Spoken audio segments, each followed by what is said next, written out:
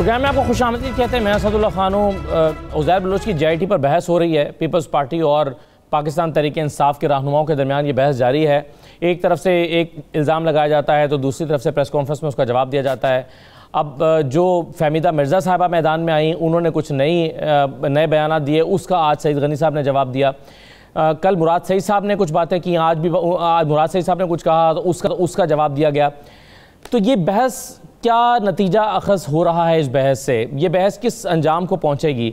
ये बहस तो हो रही है कि ये असली JIT कौन सी है और नकली कौन सी है, पीपल्स पार्टी के रहनुमाओं का नाम है या नहीं, लेकिन उसके जो मंदरजात हैं, उसका जो कंटेंट है, उस पर का अगर बगौर जायज़ा लिया जाए और उसमें पुलिस एहलकारों की अपनी मर्ज़ी से तैनातियों की बात की जाए या पुलिस एहलकारों की गाड़ियों को मुखालिफ ग्रुप के लोगों को कत्ल करने के लिए इस्तेमाल करने का एतराफ़ किया जाए, या फिर और बहुत सी ऐसी चीज़ें हैं, तो क्या इन बातों से ये नहीं लगता कि एक सियासी जमात का उस पर हाथ होना यकीनी है? इसके बगैर ये हो नहीं सकता।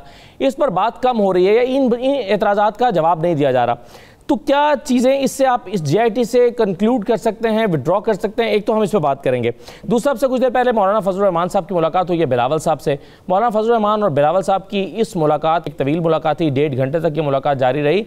इसकी पॉलिटिकल सिग्निफिकेंस क्या है, इस पर हम गुफ्तगू करेंगे। मेरे साथ सदाकत अली अब्बासी साहब मौजूद हैं, MNA हैं, पाकिस्तान तहरीक इंसाफ के साथ आपका ताल्लुक है। शर्मिला फारूकी साहब हमारे साथ मौजूद हैं, पाकिस्तान पीपल्स पार्टी के रहनुमा हैं। औरिया मकबूल जान साहब हमारे साथ मौजूद हैं, सीनियर तजज़ियाकार हैं। और इरशाद अहमद आरिफ साहब हमारे साथ मौजूद हैं, सीनियर तजज़ियाकार हैं। तमाम मेहमानों को खुशामदीद। सबसे पहले मैं जो फहमीदा मिर्ज़ा साहब ने बात की, शर्मिला साहबा, लुब्बे लुबाब यह है कि डॉक्टर जुल्फ़िकार मिर्ज़ा जो कुछ कर रहे थे वो खुद नहीं कर रहे थे, अपनी पार्टी की आला क़यादत के कहने पर कर रहे थे। मुख्तसर उन्होंने ये कहा, और उन्होंने कहा कि अगर मज़ीद तफसीलात आप चाहते हैं तो फिर मुझे मज़ीद मुंह खोलना पड़ेगा। देखिए, बिल्कुल उनको मुंह खोलना चाहिए। उनको मुंह बंद रखने के लिए कौन मना कर रहे हैं?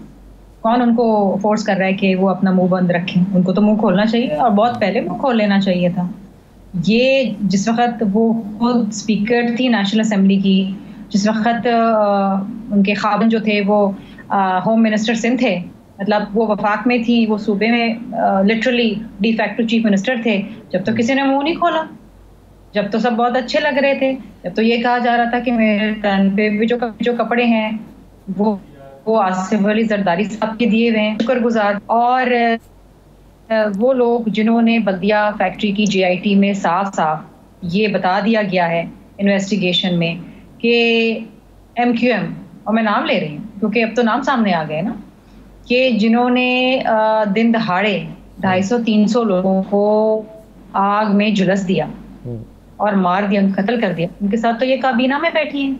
मतलब कोई ज़मीर भी होता है इंसान का, और मतलब एक अखलाकियात होती है, मोरालिटी होती है, सियासत में कुछ प्रिंसिपल होते हैं जी। तो आप तो उनके साथ आज बिल्कुल सही है, और ये प्रिंसिपल सभी पॉलिटिकल पार्टीज को फॉलो करने चाहिए। लेकिन शर्मिला साहबा, जो आपने जिक्र किया कि डी फैक्टो चीफ मिनिस्टर थे, वो डी फैक्टो चीफ है कि मैं बहुत बड़ा पार्टनर हूँ और मैं बहुत ही समझदार हूँ, हाँ। और मैंने जिंदगी में कोई गलत काम नहीं किया, तो सबसे पहले तो फिर उसको इसके ऊपर एहतजाज करना चाहिए, ना बैठे।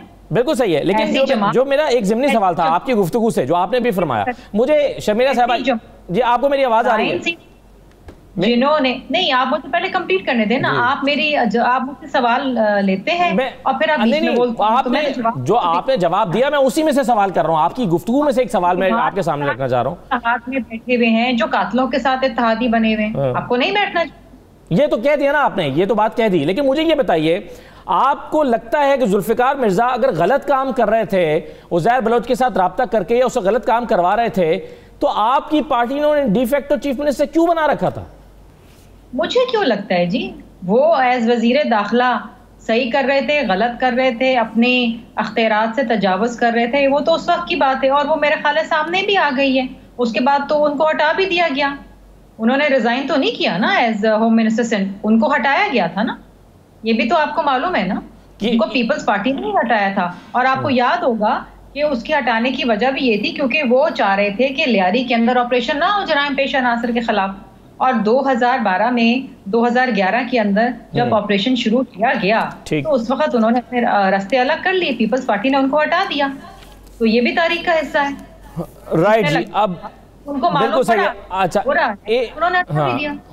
राइट। एक चीज़ मुझे मैं सदाकत भाई साहब से जानना चाहूँगा, और वो ये कि एक और बात जो सईद गरी साहब ने कही है, वो ये कह रहे हैं कि उज़ैर बलोच के तमाम पॉलिटिकल पार्टी के साथ राब्ते थे बशमूल पाकिस्तान तहरीक इंसाफ। देखिए, बात यह है कि किसी बंदे को पार्टी में शामिल कराना, उससे सियासत करवाना एक और बात है। अगर सारी बातें एक तरफ छोड़ दें, जो उज़ैर बलोच का अपना 164 का बयान है वो पढ़ लें, तो आपको सियासत तो एक तरफ इंसानियत का दिल कांप उठता है। एक बंदा कहता है कि मैंने 198 बंदों का गर्दनें काटी हैं और उनको एक्सटॉर्शन पे और बत्ताखोरी पे कत्ल किया है, बेगुनाह लोगों को। उसके वो जो बयान है इतना लर्जा खेज है कि सारी सियासतें एक तरफ हो जाती हैं, इंसानियत। और वो अगर उसके बयान के मुताबिक उसने नहीं कहा कि मेरा ताल्लुक नवाज शरीफ साहब से था या मेरा ताल्लुक इमरान खान साहब से था, वो तो कहता है कि मेरा ताल्लुक आसिफ ज़रदारी साहब और मोहतरमा फरियाल तारपुर साहब से था या सीएम सिंध से था। क्या वो जो बयान के मुताबिक ये जो वहाँ पे एक जुबान ज़द आम है, वो पुलिस की जो ट्रांसफर करवाता था, एसएचओ को लगवाता था, वो क्या को पीटीआई की वजह से लगवाता था या किसी और पार्टी की वजह से? एक ही पोलिटिकल पार्टी है जिसको आज जवाब देना है। भुट्टो अमन के का दाई थे, भुट्टो डायलॉग की बात करते थे। अगर भुट्टो की पार्टी पे लोगों को कत्ल करने का इल्जाम है तो ये कुछ छोटा इल्जाम नहीं है, ये खाली आर्ग्यूमेंट से, बहसों से इनसे जान नहीं छूटेगी मेरे भाई। ये लोगों की जिंदगी का मसला है। हुकूमतें लोगों की जान और माल के तहफ़्फ़ुज़ के लिए होती हैं, और अगर कोई ऐसे लोग जो किराए के कातिल हैं उनके ताने बाने अगर जाके वज़ीर आला हाउस तक मिले तो ये कोई काबिल बर्दाश्त बात नहीं है। राइट जी, एक छोटा सा मैं ब्रेक ले लूँ प्रोग्राम में। ब्रेक के बाद फिर औरिया साहब का और इरशाद साहब का मौक़िफ़ इस पर लेते हैं। और जिस कंटेंट की मैं बात कर रहा था कि JIT में भले पीपल्स पार्टी की आला क़यादत का, सीनियर क़यादत का नाम नहीं है, लेकिन जो इंकिशाफ़ात हैं क्या वो ये इम्प्लाई नहीं करते कि ये सियासी सरपरस्ती के बगैर नहीं हो सकता? कैसे एक शख्स सरकार को अपने फ़ायदे के लिए इस्तेमाल कर रहा था, ये कैसे हो रहा था? एक मुख्तसर ब्रेक लेते हैं, ब्रेक के बाद वापस आते हैं।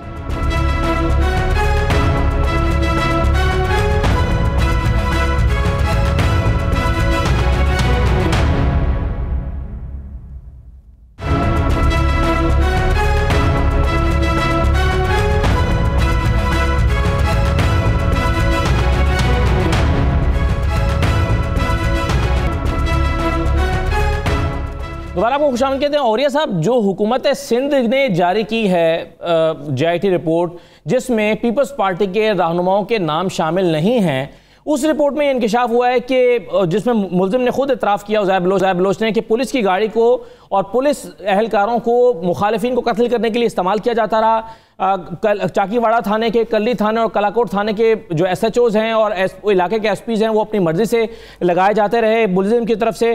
फिर फिशरीज़ को भत्ते के लिए इस्तेमाल किया जाता रहा। फिर लियारी का जो एडमिनिस्ट्रेटर है वो उज़ैर बलोच को भत्ता देता रहा, और इस जैसे कई और इंकिशाफात। क्या ये साबित नहीं करते कि उस वक्त की जो हुकूमत थी वो या तो इसमें शामिल थी या फिर परले दर्जे की नाअहल थी? आपके ख्याल में क्या था? देखें, ये सब कुछ भी साबित नहीं करता। मैं बहुत दिन से चीख रहा हूं कि हम लोग गुज़श्ता 2-3 हफ्ते ये बोलते रहेंगे, और बोलने के बाद होगा ये कि जैसे उज़ैर बलोच के ऊपर एक केस, कत्ल का केस हुआ है, और उसके बाद वो निकल जाएगा और हम कहेंगे अदालतें कुछ भी नहीं करती और कोई काम। 164 सिर्फ आपके अपने खिलाफ इस्तेमाल हो सकता है, और वो भी आप उस वक्त इस्तेमाल हो सकता है जब अपने लिए आप सबूत फराम करें कि मैंने ये काम किया है। अब वो ये बताएगा कि ये तस्वीर है जिसमें ये पुलिस की गाड़ी थी, ये मैं लेके गया था, जहां पहुंचा था, ये असला इस्तेमाल हुआ था, ये क्या, ये सारे एविडेंस देंगे, वरना piece of evidence is nothing. मसला सारा यह है कि हम JIT के ऊपर इतने दिनों से गुफ्तगू कर रहे हैं। इमरान खान साहब की जो हुकूमत है, बुनियादी तौर पर हुकूमत जो होती है वो हेड ऑफ द प्रोसिक्यूशन होती है किसी भी मुल्क की। देखें, अदालत जो होती है वो 2 धड़ों में फैसला करवाती है। एक होती है मजलूम और एक होता है जालिम। एक तो ये फैसला होता है, एक होता है रियासत और दूसरे होता है मुजरम। रियासत की नुमाइंदगी करते हैं हजरत इमरान खान साहब और या सिंध की हुकूमत।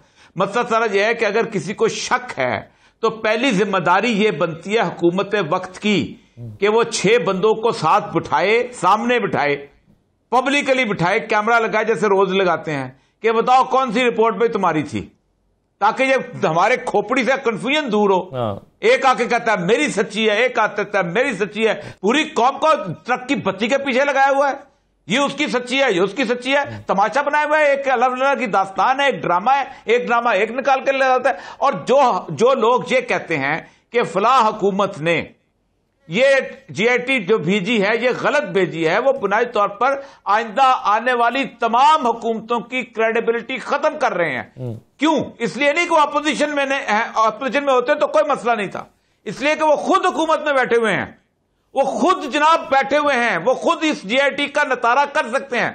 इमरान खान साहब अपोजिशन में होते कहते जी जाली हुई है 100, हम सर आंखों पे कहते अपोजिशन में इतराज करने का हक हासिल है, और फिर कहते हैं जाओ अदालत में चले जाओ। अदालत में जाते होते हैं बेबस लोग, हुकूमतें नहीं अदालत में जाया करती, ये अदालत बेबसी के लिए होती है। कहते अदालत कटकाए, या तो कहते हम बेबस हो चुके हैं, हमारा बस नहीं चलता इस मुल्क के अंदर किसी के ऊपर।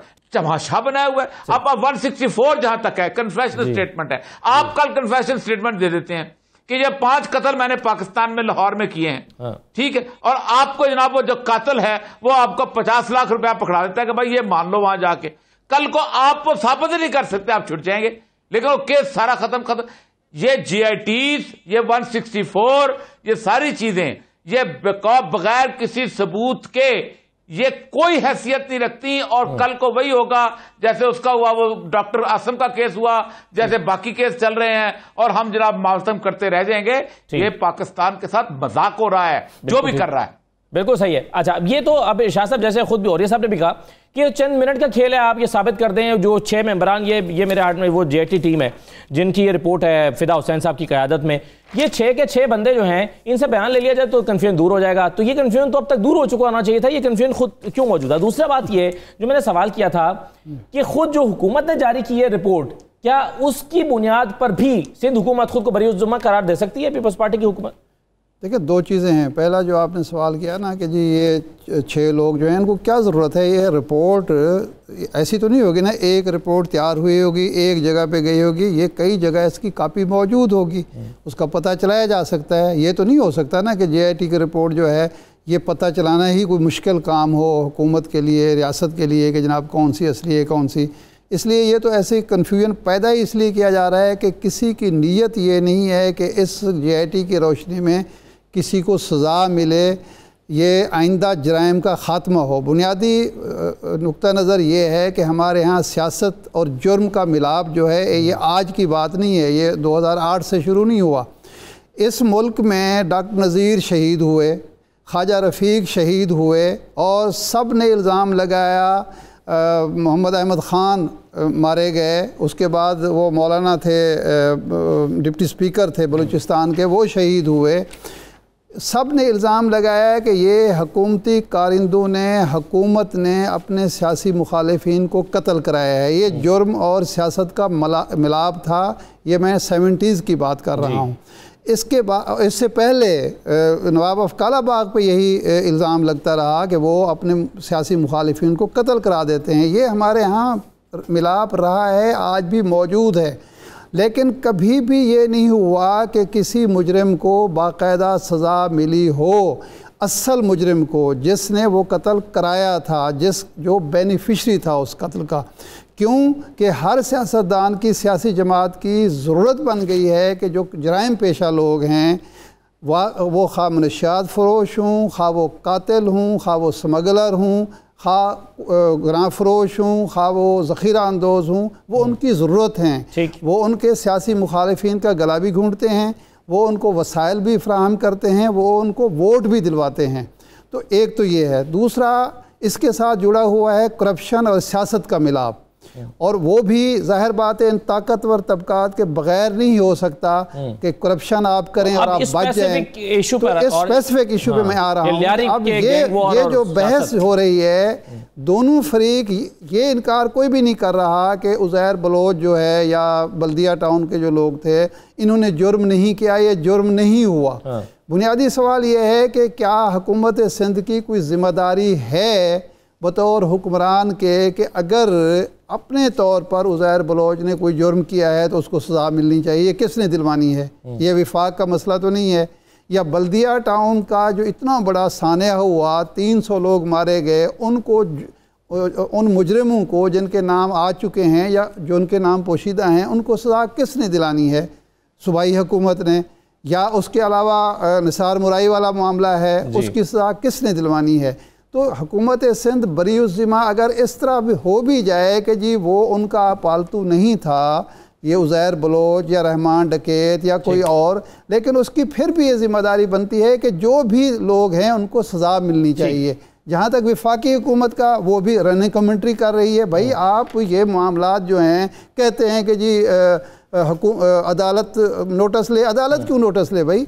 आपके गवर्नर साहब जो हैं वहाँ मौजूद हैं, वो कहें, आपके MNAs हैं, आपके कराची से वज़ीर हैं, आप अदालत में जाएं कि जनाब वाला ये इतना बड़ा जुर्म, इतने बड़े जराइम हुए हैं, GITs हुए हैं, उनको सज़ा नहीं मिल रही, सज़ा दिलवाना चाहते हैं, आप फौरी तौर पर आर्डर करें, सुप्रीम कोर्ट से आर्डर लें कि जनाब ये केस, जिस तरह पनामा में एक बाकायदा मुद्दत मुकर्रर कर दी गई थी कि जनाब ये 6 महीने में, 3 महीने में इसका फ़ैसला होना चाहिए, एक स्पेशल कोर्ट बना दी जाए।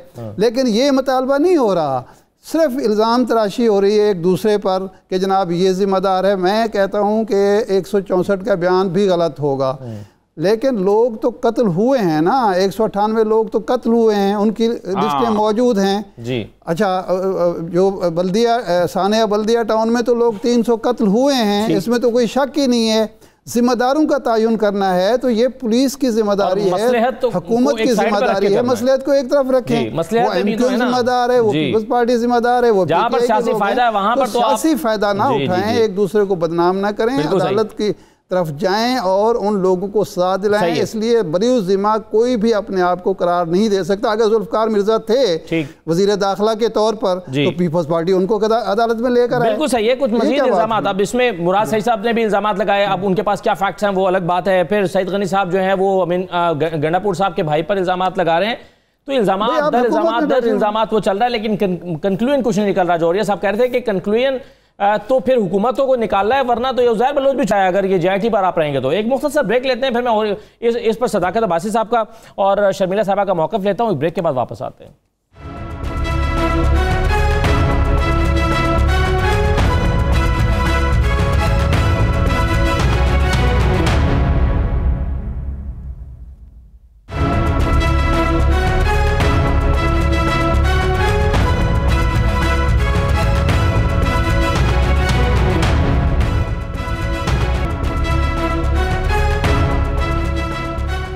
दोबारा आपको खुशामदीद कहते हैं। जो मुराद सईद साहब ने इल्ज़ाम लगाया असेंबली के अंदर खड़े होकर जरदारी साहब पर और उनकी बहन फरियाल तालपुर साहिबा पर, इसमें से कुछ चीज़ें कि भत्ता जो है वो वसूल कर रहे थे और फिर सरकारी इदारों से फिशरीज़ के ज़रिए से भत्ता वसूल हो रहा था। उस JIT में लिखा हुआ है जो JIT शर्मिला साहबा आपकी हुकूमत ने जारी किया है। फिर लियारी का एडमिनिस्ट्रेटर भत्ता दे रहा था उज़ैर बलोच को, ये उसमें लिखा हुआ है। तो कुछ बातें तो ठीक भी हैं मुराद सईद साहब की, जाहिर है कुछ चीज़ें ऐसी हैं जो जिसका जवाब मैं सदाकत अब्बासी साहब से लेता हूँ कि वो कैसे कह रहे हैं। मैं मुराद सईद की किसी भी किस्म की कोई गुफ्तगू का जवाब देने का मजाज नहीं हूँ, क्योंकि अक्सर उनको खुद नहीं पता होता कि वो जुनून खताबत में वो क्या कह रहे हैं और किसके ऊपर बात कर रहे हैं। जलाली किस्म के आदमी हैं और अक्सर मेरा ख्याल है कि उनका जो लबो लहजा ऐसा होता है कि उनकी बात का रिस्पॉन्ड करने का मतलब ये है कि आप अगर एक शरीफ पढ़े लिखे इंसान है तो आप अपनी खुद की बेइज्जती करा रहे हैं। I wouldn't want to respond to him. लेकिन हाँ, मैं एक बात जरूर कहूँगी, जो JIT में है वो है, जो एक ओरिजिनल ऑफिशियल JIT में है वो है, उसे मुकदमा चलना चाहिए। और उज़ैर बलोच पे पहले एक मुकदमा चला है, मिलिट्री ट्रायल हुआ है, 12 साल सज़ा हुई है। तकरीबन कोई 60 के करीब और मुकदमात हैं जो कत्ल, भत्तागिरी, अगवा बराए तवान के हवाले से मुकदमे चले। अदालत से बिल्कुल सजाएं मिलनी चाहिए, अगर उसके अंदर एविडेंस है तो बिल्कुल करें।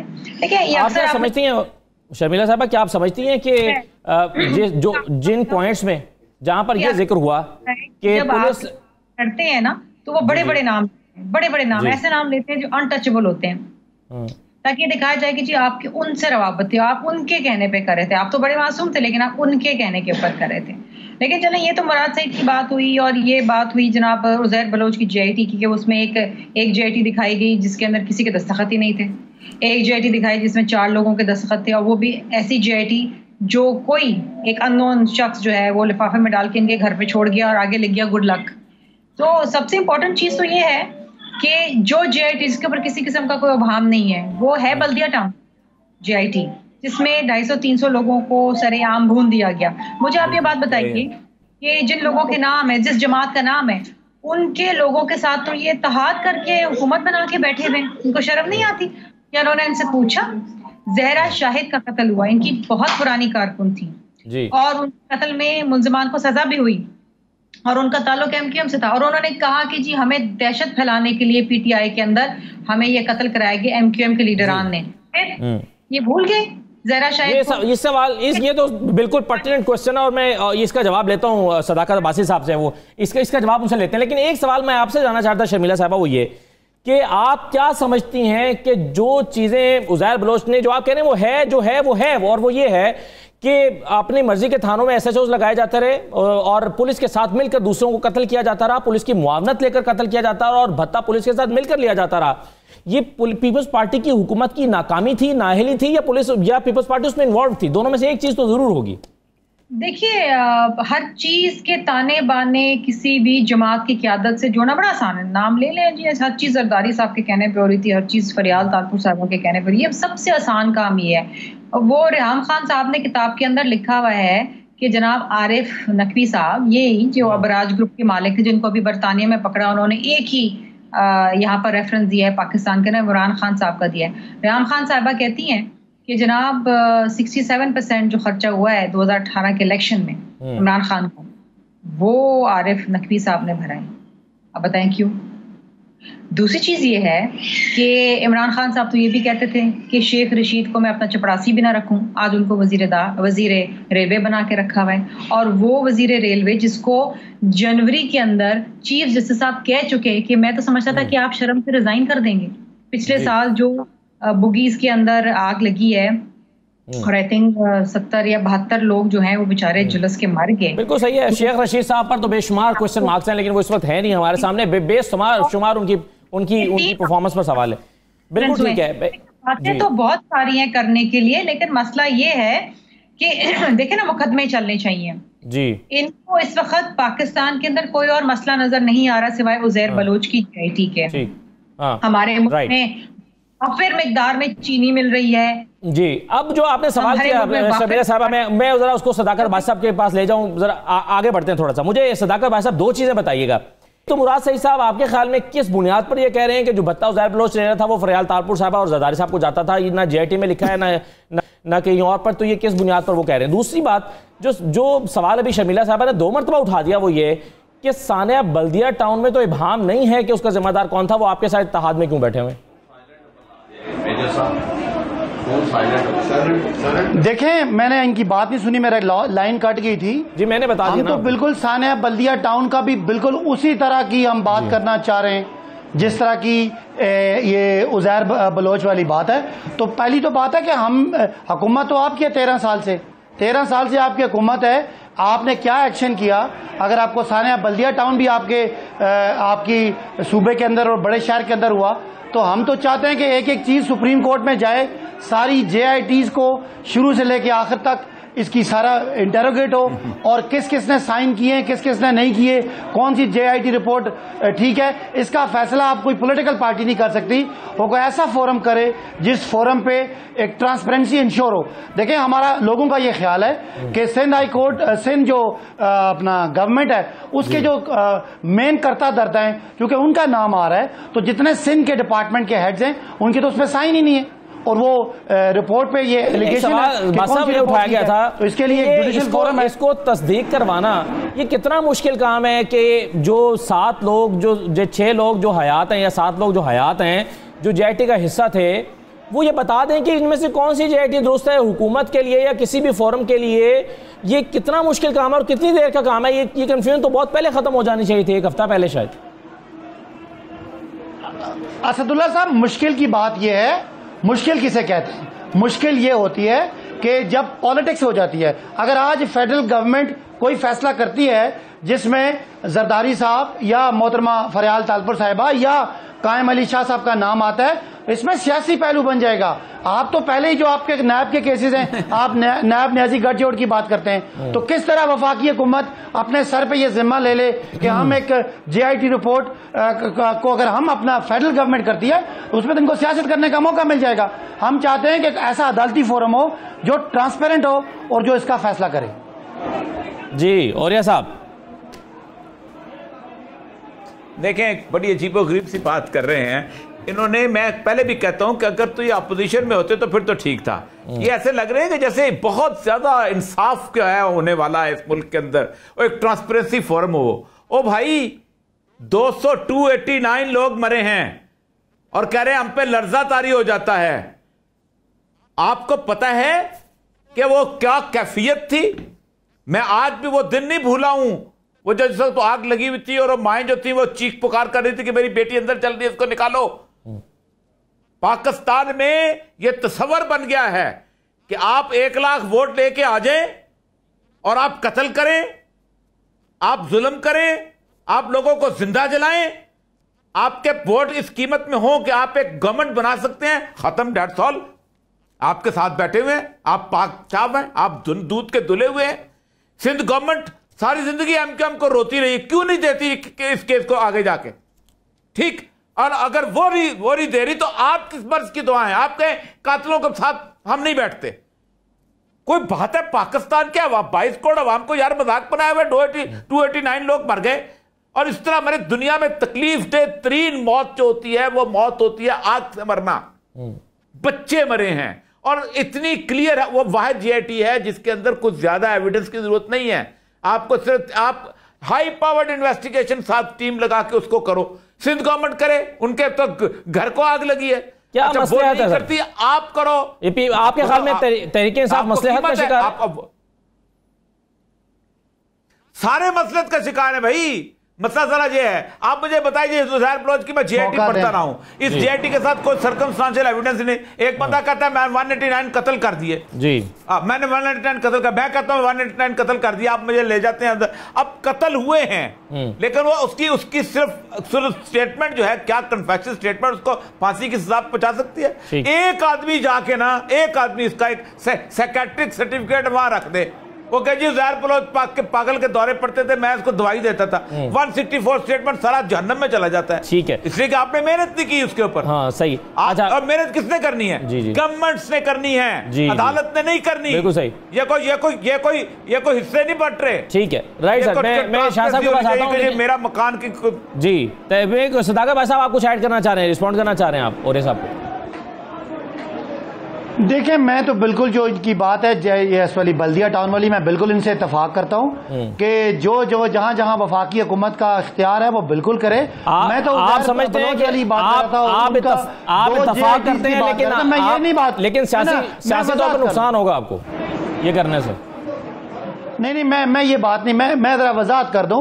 मैं जो उज़ैर बलोच की जीआईटी पे 2 मौक़िफ़ थे उन पे बात कर रहा था कि अगर वफाकी हुकूमत बुला के उन अफसरों को और वो फैसला करे। जहां तक बात है बल्दिया टाउन की, अगर कोई एमक्यूएम का कोई ऐसा एमएनए, कोई ऐसा मेंबर उसमें इन्वॉल्व होता है, क्योंकि एक अल्ताफ हुसैन का एक अलग माजी है, वो एमक्यूएम अलग है और ये एमक्यूएम अलग बनी है और ये इसने इलेक्शन भी लड़ा है, मैं तो उस हद तक बात कर रहा हूं। लेकिन कोई एमएनए, एमपीए, कोई वजीर उसमें आता है तो बिल्कुल उसके खिलाफ कार्रवाई होनी चाहिए। पहली तो बुनियादी जिम्मेदारी सिंध हुकूमत की है कि वो अपना इख्तियारात इस्तेमाल करे और इसमें अपना जो ड्यू कोर्स ऑफ एक्शन है। जवाब तो आपने इस एतराज का तो आपने दे दिया जवाब। ये जो कह रहे हैं कि जिन्होंने बल्दिया टाउन के साने का जो जिम्मेदार थे वो हुकूमत में क्यों बैठे हुए हैं तहादी बन के, तो आपने इसका जवाब तो दे दिया कि जो इसके जिम्मेदार थे वो कोई और एमक्यूएम थी और ये जो हमारे साथ इत्तेहाद में बैठे हुए ये कोई और एमक्यूएम है। तो ये आपका ये पार्टी का मौक़िफ़ तो सामने आ गया। इस पर शाह साहब कमेंट करना चाहें तो जरूर कीजिएगा। एक छोटा सा मैं ब्रेक ले लूँ, फिर बिलावल साहब के और मौलाना फजल रहमान की जो मुलाकात हुई है उसकी सियासी अहमियत क्या है इस वक्त। एक ब्रेक लेते हैं, ब्रेक के बाद वापस आते हैं।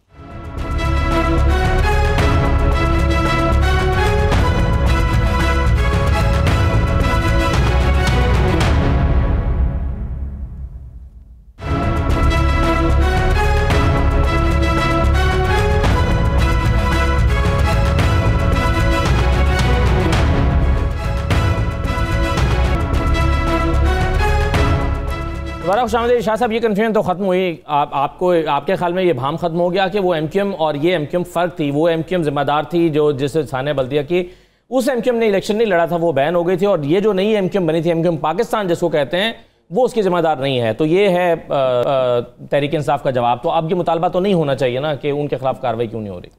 वो जो एमक्यूएम थी, सिर्फ एक अल्ताफ हुसैन बाहर बैठा हुआ है ना, उसके अलावा जो थे, जो इलेक्शन लड़ते थे, जो MNA MPA बनते थे, जो अल्ताफ हुसैन के ख्वाबों में रंग भरते थे, हाँ, और जो उनसे गालियां खाते थे बैठ के जलसों में, इज्तिमात में, जो उनकी भदी आवाज़ में उनके गाने सुनते थे, वो MQM वाले कौन थे?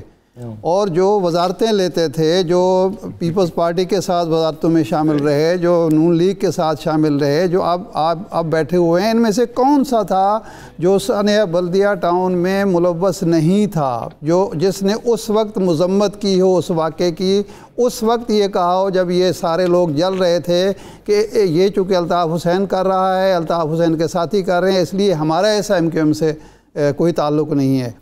ये बात तो ऐसे ही धोखाधड़ी है। असल में प्रॉब्लम जो मैंने इब्तिदा में अर्ज़ की थी कि जब तक ये जुर्म और सियासत का गठजोड़ है, उस वक्त तक किसी को सज़ा मिल ही नहीं सकती। जब एक शख्स को सज़ा मिलती है, अदालत सज़ा देती है किसी शख्स के कत्ल में, तो वो शहीद जमहूरियत हो जाता है। जब वो करोड़ों रुपए अरबों डॉलर के करप्शन में सज़ा मिलती है, तो वो मुजाहिद जमहूरियत हो जाता है, क्योंकि उसकी एक असबियत मौजूद है, उसके कारकुन मौजूद हैं, उसके साथ कल को आपने इक़्तिदार में हिस्सेदार बनना है या इत्तेहाद करना है अपोजिशन में। प्रॉब्लम ये है, जो जुर्म को अलग रखें, सियासत को अलग रखें, ये मिलाप ख़त्म नहीं होगा तो ये काम चलता रहेगा। मजबूरी क्या है? मजबूरी ये है, इमरान खान की क्या मजबूरी है कि उनकी हुकूमत जो है वो यानी मैं ये नहीं कह रहा कि उन्हें आज ही हुकूमत ख़त्म करके जनाब MQM को अलग कर दें, फ़लाँ को अलग कर दें, फ़लाँ को अलग कर दें, लेकिन कोई आगाज़ तो कहीं से होना चाहिए। पीपल्स पार्टी तो ये बात कर ही नहीं सकती, कह ही नहीं रही, इसलिए कि वो तो 2008 में MQM उनकी हुकूमत में शामिल नहीं थी, शामिल थी। नून लीग कह नहीं सकती, नून लीग के साथ हुकूमत में वो शामिल रहे, इत्तेहादी रहे हैं, 2-2, 3-3 दफ़ा सबके साथ रहे हैं।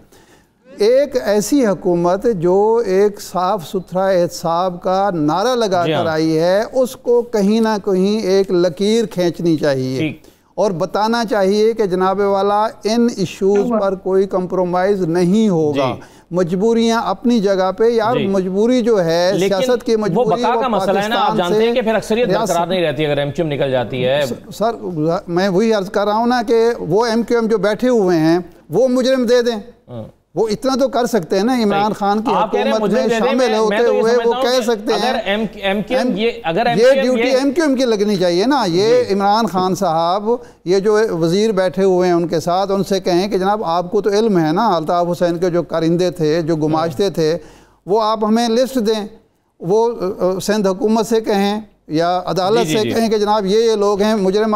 ये कोई मुश्किल काम नहीं है, लेकिन उसके लिए हिम्मत चाहिए, इरादा चाहिए। प्रॉब्लम जो मैं किसी एक जमात को या एक लीडरशिप को नहीं कह रहा, हमारी सियासत के अंदर ये जुर्म और सियासत का मिलाप है। ये जब तक ख़त्म नहीं होगा, ये जराइम होते रहेंगे, वाक़यात होते रहेंगे, हम बैठ के कुटते रहेंगे, JITs बनती रहेंगी और मुजरिम दंदनाते रहेंगे, वाक़यात तसलसल होते रहेंगे और अल्लाह ना करे कि ये सिलसिला आगे बढ़ता चला जाए, क्योंकि अब रोकथाम अगर नहीं होती, इस दौर में नहीं होती, तो फिर तो मुश्किल ही हो जाए। बिल्कुल सही है। अच्छा, मैं ये तो आप ये बात कर रहे हैं ना कि उनसे पूछा जाए और वो उनको, अगर MQM से ये कहा जाए कि उस वक्त अल्ताफ़ हुसैन के जिन लोगों ने ये किया या अल्ताफ़ हुसैन जिन्होंने ये करवाया या जिनकी पार्टी ने किया उसकी मुजम्मत कर दें खड़े हो गए, तो ये भी करवाना हुकूमत के लिए अपने इत्तेहादियों से शायद आसान ना हो।